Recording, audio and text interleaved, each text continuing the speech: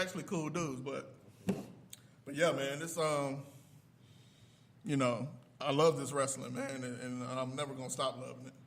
So even though you never stop loving it, how do you feel about it today? Man, we fast forwarded. I mean, what you think about the WWE? I mean, is it a wrap? Can it recover? I mean, well, WWE is gonna always be around. They're never gonna. I mean, it's to the point where they got so much money. They got so many deals. So many. They are the players in the game. when are they gonna be the WWE and not just? It's going for them to be WWE. They need competition, and it's coming. It's on the horizon. Yeah. You know, just patiently wait. It might be a year from now, maybe 2 years from now, but they creeping up. And what really solidified it was when they have an event September 1st, Chicago, Illinois, called All In, which is actually financed by Cody Rhodes and the Young Bucks. When you have wrestlers that have actually financed their own event that actually sold out in 29 minutes, 10,000 seats. 10,000 seats. Yeah. An alert came to your, a notification alert came to your email. Like, wait a minute, that's not supposed to happen. Yeah. The last organization that actually did that was ECW, November to Remember, 1997 in Pittsburgh, Pennsylvania. And of course, the main event was the challenger, the franchise, Shane Douglas, my guy, of course, the triple threat. Oh, that little signature that John Cena used to throw with the little three fingers, man, that was triple threat all day before he even did that. You know, I like to call them copycats sometimes, but anyway, it don't matter. They do that in the business. But it was Shane Douglas against the ECW heavyweight champion, Bam Bam Bigelow, in Shane Douglas's hometown. I was just about, yeah. And there's only two great wrestlers from Pittsburgh, Shane Douglas and Kurt Angle. That's it. And man, I wish I can kind of dive into more of the. We'll get to that, y'all. You know. Yeah, this can easily be a 3 or 4 part show. But in my opinion, the state of WWE, like you said, it definitely is missing that competition aspect. Another thing that kind of changed is WWE has gone to more forms of entertainment, whether it's the movies, reality shows, different things like that. So they're trying to be a more global brand, and it kind of seemed like as the last few years, wrestling's kind of taken a back seat of that. But like I said, once that competition factor, that drive is in their asses, that they know they got to step up because, you know, there are different kinds of fans who actually know and listen to different products, then that's when WWE can step up and prove that they are the monster brand. Now, earlier I alluded to Ring of Honor and New Japan Pro Wrestling, which is a great partnership. Those of you who don't know, start knowing, because it's becoming a household name. And I can say one thing of that, which I give credit to Blackout, he brought me in the game, was the introduction to one of the most prolific wrestling groups now, known as the Bullet Club. The Bullet Club has taken over. There you go. The Bullet Club, you know, they've set their own path. They have a stable of amazing talent. They can talk, they can wrestle, they can sell merchandise, and they can put asses to seats without the $1 million WWE machine. And like I said, what they have over the WWE is they can actually give legitimately great matches. Like Blackout alluded to earlier, those of you familiar with Dave Meltzer, he likes to give stars to these different types of matches, 4 or 5 star type matches. In any given time at an ROH event, you put these superstars in a ring, you're going to get one. And so to sell out a 10,000 seat arena in 29 minutes, as you say, in Chicago, one of the most historic wrestling cities in the country, you're doing something. And so, like I said, those of you who are just married to WWE only, trust me, when you start to look at these different kind of brands and organizations and see wrestling and appreciate it how it's supposed to be, you're going to open your eyes and you're going to give WWE that, you know, that side-eyed look. Yeah, and that's another thing with WWE. You have some fans that, you know, they're stuck in the box. They haven't ventured out of the box. So they just look at WWE like, this is it. This is the this is the, you know what I'm saying? This is the end all be all right here. And they don't understand that you have, like, right now the state of wrestling is at an all-time high. You have Ring of Honor, New Japan, Pro Wrestling Guerrilla, CZW, you got the organizations in London and the UK, I think IPW or RPW, I forgot the names of them. But you got so much wrestling out here that is available to you. YouTube, any little streaming service, you know, YouTube, all that is available. And you have to really venture out, because then that's going to really, you know, so you gotta be, how can I put it? You have to be Open-minded. Yeah, you know what I'm saying? You have to be open-minded, man. And like ECW, you know, I got introduced to that in 1996. And I remember because I was working at, matter of fact, I was working at Sears, and I think I was looking at, one night I might have been just flipping through the channels like 2 a.m. On Sports South. On Fox Sports South. Oh, Lord. And I was like, man, what in the hell is this? Yeah. First person I saw was Taz. I was like, okay, I didn't know if he was black. I didn't know what he was because he just tanned up, you know, but I found out he was tanned up. He wasn't really a black dude, but he just kind of had the look, you know. And then once I really blew up with ECW, man. I mean, everybody knows Shane Douglas. Everybody knows Shane Douglas from WCW. Everybody knows him from WWE as, you know, Dean Douglas, which I felt like was like one of the worst characters that he ever had. The franchise was like one of the best characters known to man. I mean, he said what he ever, and that's the thing. ECW was the first organization that literally you could say fuck, shit, MF, asshole, B, all that. Yeah.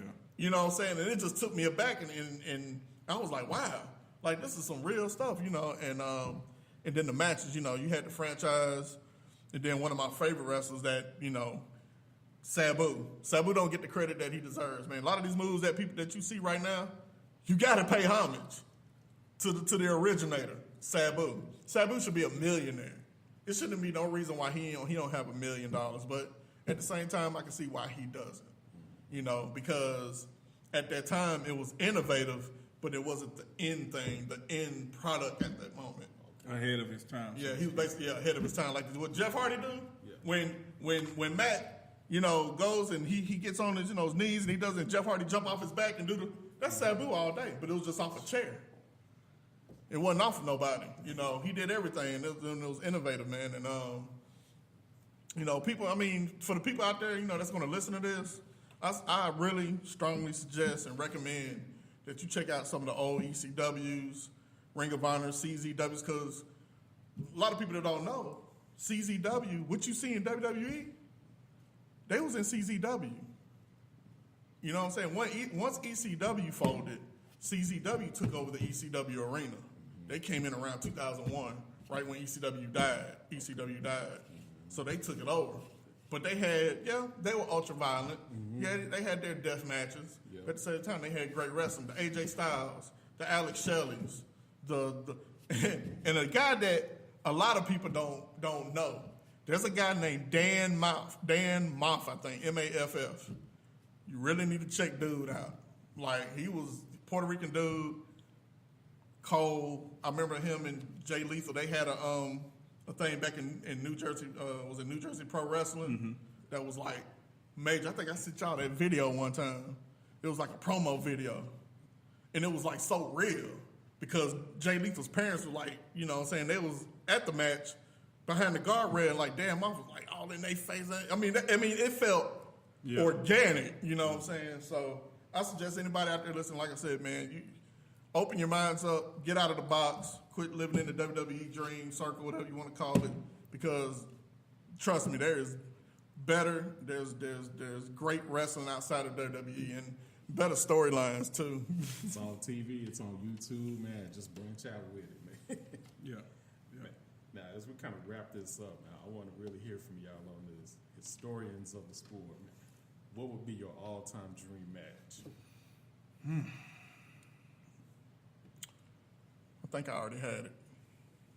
I think the match has already happened. Which one? The Rock, man, and Hulk. So there's no more. So your dream, no more dreams. That was What it. would be my dream? The dream match? Something that you 9 out of 10 chances we're not going to see. AJ and Sean. Okay, that's good. That's good. Yeah. That'll be the dream match. AJ Styles and Shawn Michaels. Okay. Frank, I got to think about this one. Man, you know what? It's gonna sound ridiculous as hell, but And it can be living or dead. it can be ridiculous, man. Like I said, man, Andre the Giant was always, man, a hero coming in. I want to see him on the Rock. Man, Wow. just think about how extreme that shit would be, man. Because The Rock going to be talking shit to Andre. Andre ain't going to know half of what the hell he's saying. Not a damn word. I will crush you. That's about it. You're gonna get out of Andre, man. Rest in peace. What you gonna get, man, out of Andre? You know what I'm saying? He can't snatch no chains out because, you know, Rock gonna wear chains. No, you can't. You can't. And this is, like I said, this can easily be a 3 or 4 part show. But the first just came to my mind that I would love to see in a tag team aspect, the brother match. I would love to see the Young Bucks we have right now versus the Steiner brothers we had back then. Man, that ain't fair. I would love. I don't know. That's not fair, though. Hey, they're heavyweights now. Dude, What? Have you seen what the Steiners look like? I know you've seen what they look like back in the day. Absolutely. Compared to what the Young Bucks and heavyweights look like right now. Absolutely. That's not happening. I would love to see that power game versus the speed game. Because Look, I like man. to tell people too, you know, Brock Lesnar, that's my guy. I own up to that. He's one of my guys. But he's not the first mayor of Suplex City. In my opinion, it was Scott Steiner. He had all kind of suplexes. He was doing the Germans. He was doing the you don't think so? No. Yeah, I'm sorry. I'll go back to Steiner Screwdriver. He had all kind of innovative things. Again, he was one of those guys ahead of his time, in my opinion. So, yeah, I would love to see the Steiners and the Young Bucks. Yeah. Say it, what you got to say. Just- I'll put it like this. As far as suplexes are concerned, yeah, Scott started it, but Taz perfected it. he did all right. He had all kinds. He did. What you want? He give it to you. He did all right. He did all right. What you want? Tazplex. What you want? He did all right. Top rope. Scott ain't suplex nobody on top rope. Oh, they did the belly to belly off the top rope. That wasn't being done. That's a belly to belly. Belly to belly, the bulldog, the DDT, those things weren't What done the off the bulldog top. got to do with anything? What the bulldog got to do with suplex? Oh, you just want to go suplex? Yeah, I just want to suplex. Okay. That's what we talking about here. Okay. You say Suplex. Taz. Where you get the what the Taz is the all right. bulldog? But What Scott you mean? Steiner, he just had it for you any kind of way, no matter how big or small, and you can go back and review the tapes yourself. I have no problem with that. Yeah, okay, we'll do that. We'll do that.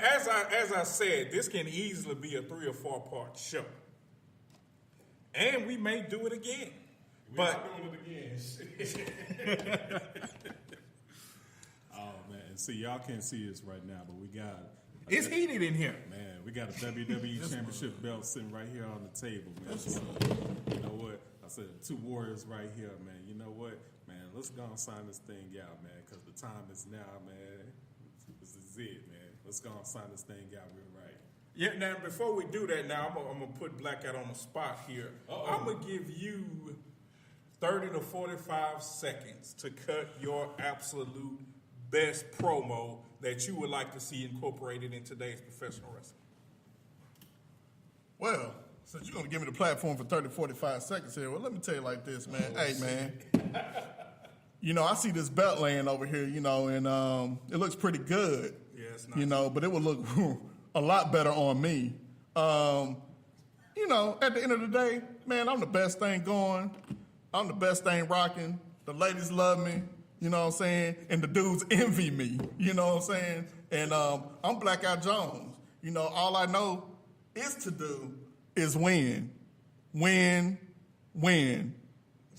DJ Khaled. Yeah.